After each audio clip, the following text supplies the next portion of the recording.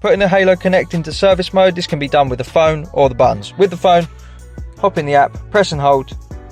When it goes yellow, we'll let go. There we go, 2 bleeps, is in service mode. Take it out, same again. Press and hold, back to green. That's out. If the phone's not here, or they want to do it just with the buttons, how they do that: ignition on, disarm it with the code to prove it's them, hear your melody. Now press any button 11 times. So 1, 2, 3, 4, 5, 6, 7, 8, 9, 10, 11. Ignition off, back on, 2 bleeps. Normal valet mode. That's it turned on. Now to turn it off and obviously put the system back on, protect the vehicle, just ignition on, do your code as you normally would. 2 bleeps and it's back on. Just to make sure, give it 10 seconds, then try start the vehicle up.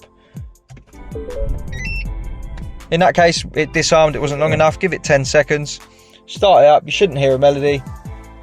Select a gear, cuts out. So we'll start it up again now with the Bluetooth off. No melody, we select our gear, car cuts out, as you can see, and we'll get a phone call as it's the Halo Connect. Give us a call on 0208 212 7393 if you want one of these fitted. Thanks for watching.